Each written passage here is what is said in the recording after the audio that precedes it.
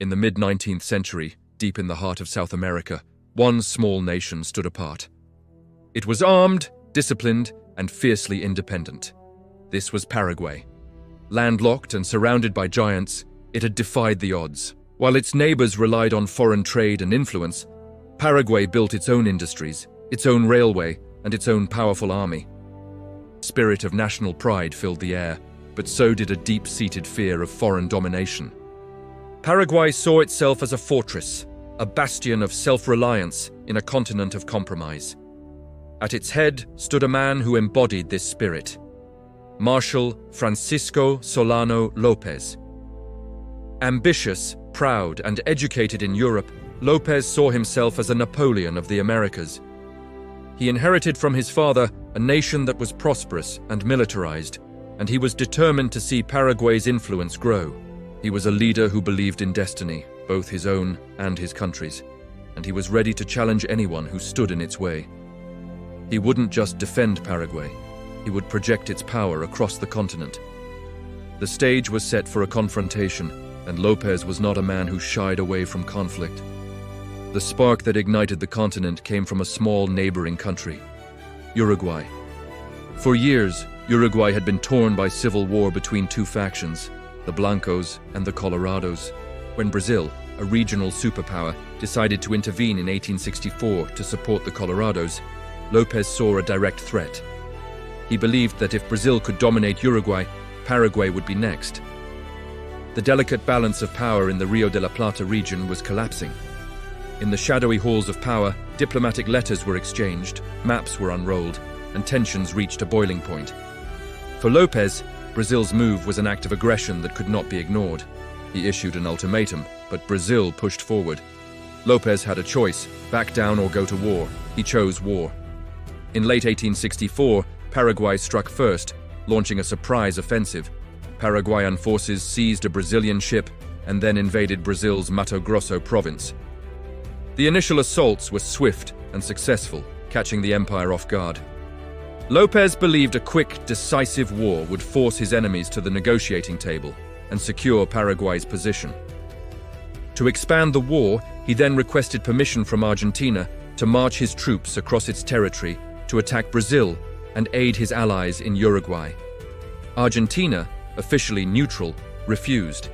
In response, López declared war on Argentina as well, invading the Corrientes province in early 1865. Paraguay was now fighting a two-front war against the two largest nations in South America. The reaction was immediate and absolute. On May 1, 1865, Brazil, Argentina, and the new Colorado government of Uruguay signed the Treaty of the Triple Alliance. Their stated goal was to overthrow López, but the secret articles of the treaty called for dismembering Paraguay, seizing vast territories, and imposing crippling war debts. A coalition of three nations, with a combined population of over 11 million people, now stood united against a single nation of less than 500,000. The war had escalated far beyond a regional dispute. It was now a struggle for Paraguay's very existence. What followed was not a conventional war of conquest, it was a campaign of annihilation. The Triple Alliance expected a quick victory, but they underestimated the ferocity of the Paraguayan soldier. Battles like Tuyuti, the bloodiest battle in South American history, became scenes of unimaginable slaughter. Tens of thousands died in a single day. But the battlefields were only part of the horror. Disease, cholera, dysentery, and malaria swept through the massive, poorly supplied armies, killing far more soldiers than bullets ever could. The conflict descended into a brutal war of attrition, a meat grinder that consumed human lives on an industrial scale. As the war dragged on, Paraguay's professional army was wiped out. An entire generation of men vanished into the mud and smoke of the front lines. But López refused to surrender. He conscripted every man he could find. Soon, boys as young as 12 and 13 were handed rifles and sent into battle, forming battalions of children. Old men, who should have been enjoying their final years in peace, took up arms to defend their homeland. The nation was bleeding out, yet it continued to fight. It was a testament to their loyalty, but also a sign of the tragedy that had engulfed the entire population. The fight was no longer for victory, but for survival. While the men, boys, and elderly fought and died at the front, the women of Paraguay became the nation's backbone. With the farms empty of men, women took over the fields, planting and harvesting crops to feed what was left of the army and the civilian population. They worked in makeshift workshops, melting down church bells to cast cannons and sewing uniforms for the soldiers.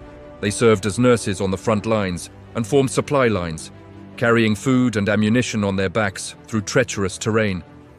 They were the glue holding the nation together as it disintegrated, a silent, resilient army fighting a different kind of war.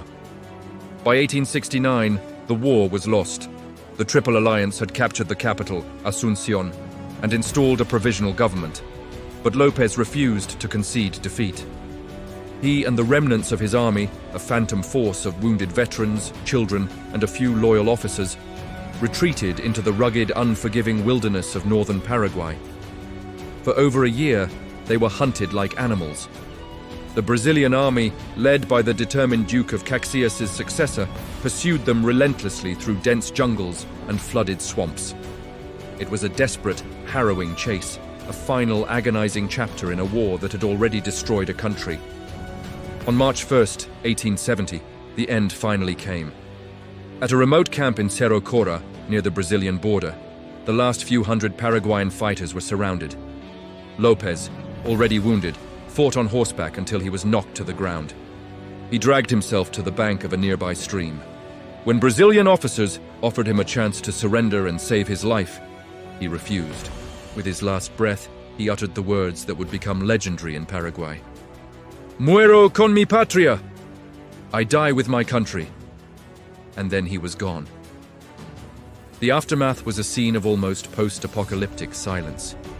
The war was over, but Paraguay was a ghost of its former self.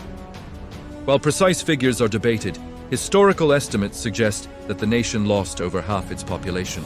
The demographic collapse was even more staggering among men.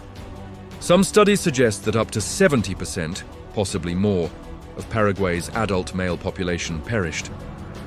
The nation's industries were destroyed, its fields were empty, and its lands were carved up by Argentina and Brazil. Paraguay survived, but it was broken, scarred, and forever changed. This was not just another war in a century of conflicts. It was the near death of a nation, a tragedy of such epic proportions that it strains belief. It serves as one of history's darkest warnings about the devastating consequences of nationalism, ambition, and total war. The story of the Paraguayan War is a haunting reminder of how quickly a proud and prosperous nation can be brought to the edge of extinction. If you believe this history deserves to be remembered, subscribe to our channel for more true stories of legendary wars, told without the myths. Thank you for watching.